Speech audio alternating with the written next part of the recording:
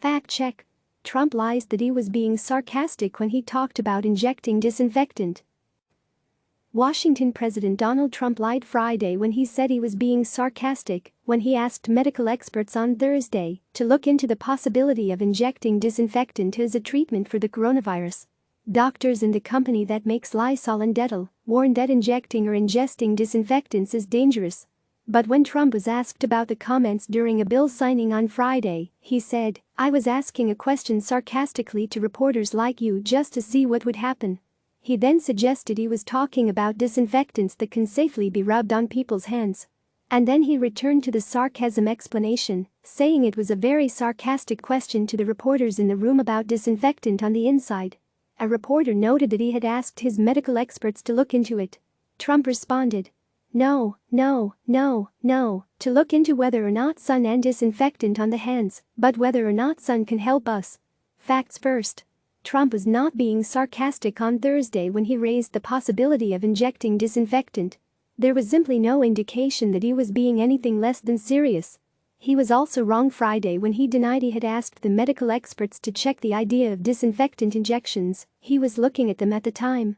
And he did not mention hands during his Thursday remarks. Here's what Trump said Thursday while looking in the direction of Coronavirus Response Coordinator Dr. Deborah Birx and Department of Homeland Security Science official Bill Bryan. "And then I see the disinfectant where it knocks it out in a minute. 1 minute. And is there a way we can do something like that, by injection inside or almost a cleaning?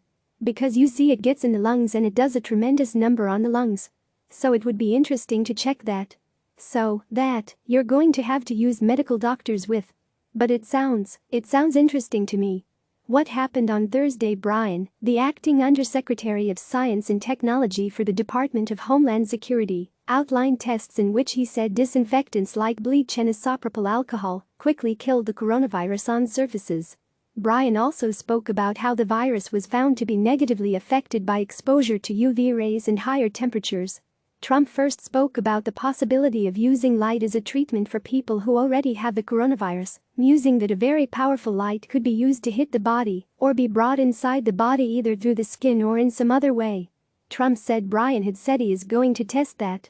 Experts said this idea does not make sense. When Trump asked Birx if she has heard of the use of heat or light related to the virus, she said, "Not as a treatment." Bryan said he would get to the right folks who could do testing. Trump then began his comments about disinfectant, which he concluded by saying, "It sounds interesting to me." Reminded by a reporter on Friday that he had been looking at Birx when he made these Thursday comments, Trump said he was looking at Bryan, Birx, but also some of the reporters. In fact, the video shows he was looking in the direction of Birx and Bryan for almost the entirety of his musings about disinfectant, glancing forward at reporters only very briefly. Later in the Thursday briefing, when a reporter asked Bryan if there is any scenario in which household cleaners could be injected into a person, Bryan said, "No, I'm here to talk about the findings that we had in the study. We won't do that within that lab and our lab."